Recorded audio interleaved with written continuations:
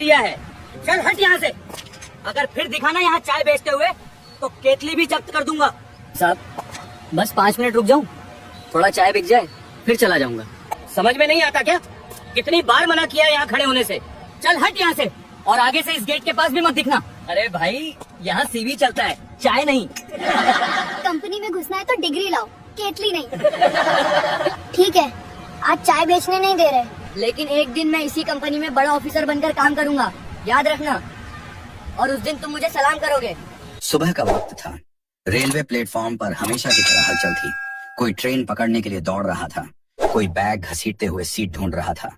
उसी भीड़ के बीच राघव अपने छोटे से स्टील के केतली और गिलासों के साथ खड़ा था। उसकी आवाज रोज की तरह साफ और सीधी थी। उसने आवाज लगाई, चाय ले लो। गरम चाय। राघव की उम्र 18 साल थी। पिता नहीं रहे थे।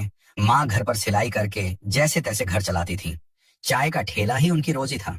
वह हर दिन प्लेटफॉर्म पर चाय बेचता और दोपहर के बाद पास वाली बड़ी कॉर्पोरेट बिल्डिंग के बाहर भी चला जाता। वहां के कर्मचारी अक्सर चाय ले लेते थे, इसलिए उसे लगा था कि शायद यही उसकी कमाई थोड़ा बढ़ा दे। उस दिन भी वह बिल्डिंग के गेट के पास पहुंचा। ऊंची कांच की दीवारें, अंदर एयर कंडीशनर की ठंडी हवा और बाहर उसकी भाप छोड़ती केतली। वह गेट के पास खड़ा हुआ ही था कि सिक्योरिटी गार्ड आगे बढ़ाया। गार्ड आगे बढ़ा। उसके चेहरे पर सख्ती थी। उसने भौहें चढ़ाकर कहा, कितनी बार समझाया तुम्हें? ये कोई बाजार नहीं है, कंपनी का एरिया है ये। यहाँ चाय मत बेचा करो, समझ में नहीं आता क्या? साहब बस 5 मिनट रुक जाऊं, लोग खुद आकर ले लेते हैं, किसी को परेशान नहीं करूंगा। बात समझ में क्यों नहीं आती? यहाँ ठेला लगाना मना है, नियम सबके लिए बराबर है। आज तुम्हें खड़ा रहने दिया तो कल 10 और आ जाएंगे। साहब सुबह से प्लेटफॉर्म पे बेच रहा हूँ। सोचा यहाँ भी थोड़ा बेच लूं, घर का खर्च है। गार्ड का स्वर और सख्त हो गया। उसने कहा, घर का खर्च सबका होता है, इसका मतलब ये नहीं कि जहाँ मन किया वहीं खड़े हो जाओ। उसी समय कांच के दरवाजे से 2 कर्मचारी बाहर निकले। दोनों ने राघव की तरफ देखा और हल्की हंसी दबाते हुए रुक गए। उनमें से एक ने मुस्कुराकर कहा, अरे भाई गलत जगह आ गए हो, यहाँ सीवी चलता है, चाय नहीं। कंपनी में घुसना है तो डिग्री लाओ, केतली नहीं। ये कॉर्पोरेट है, प्लेटफॉर्म नहीं।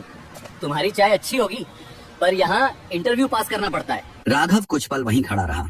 उसने केतली का हैंडल कसकर पकड़ा, फिर बिना कुछ कहे मुड़ गया। पीछे से गार्ड की आवाज आई, आगे से यहाँ दिखना मत। राघव ने कोई जवाब नहीं दिया। उसने धीरे से केतली उठाई और वापस प्लेटफॉर्म की तरफ चल पड़ा। पीछे से आती हंसी की आवाजें उसके कानों तक साफ पहुंच रही थीं, लेकिन उसके कदम नहीं रुके। वह जानता था कि बहस से पेट नहीं भरता।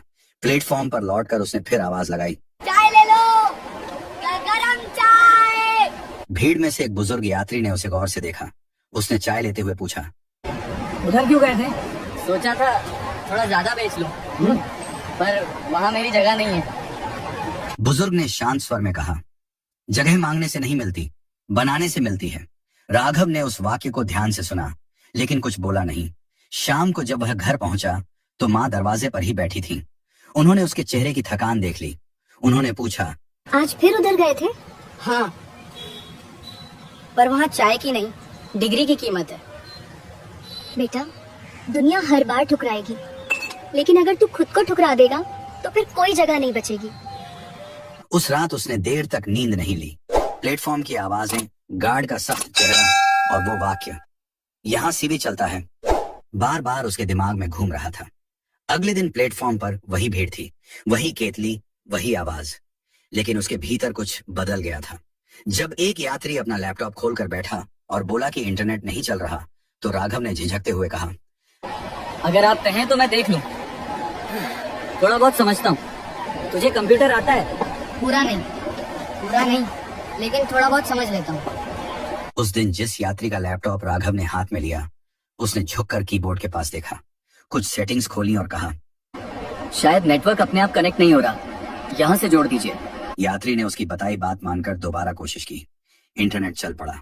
उसने आश्चर्य से राघव की तरफ देखा और पूछा, तूने कहाँ सीखा ये? राघव ने संकोच से जवाब दिया, प्लेटफॉर्म के पास एक साइबर कैफे था पहले, मैं वहीं चाय देने जाता था। लोग काम करते थे तो पास खड़े खड़े देख लेता था, थोड़ा बहुत समझ में आ जाता है। यात्री कुछ क्षण उसे देखता रहा, फिर उसने गंभीर स्वर में कहा, अगर सच में सीखना चाहता है तो कोडिंग सीख, डिग्री नहीं है तो स्किल बना ले, आजकल फोन से भी शुरू हो सकता है। राघव ने पहली बार कोडिंग शब्द को अपने लिए सुना। उसने पूछा, ये सीखने के लिए बहुत पैसे लगते हैं क्या? यात्री ने मुस्कुराकर कहा, शुरुआत के लिए नहीं, इंटरनेट है तो रास्ता है, मुफ्त कोर्स मिल जाएंगे, बस मेहनत चाहिए। उस दिन के बाद प्लेटफॉर्म वहीं रहा, लेकिन राघव का दिन बदल गया। सुबह चाय, दोपहर चाय और रात को मोबाइल पर वीडियो देखना। प्लेटफॉर्म के एक कोने में रेलवे का फ्री वाईफाई पकड़ता था। वहीं बैठकर राघव मोबाइल पर कोडिंग सीखता और रात देर तक नए नए कोड समझने की कोशिश करता। घर पहुंचने पर माँ ने एक रात पूछा, इतनी देर तक क्या देखता रहता है फोन में?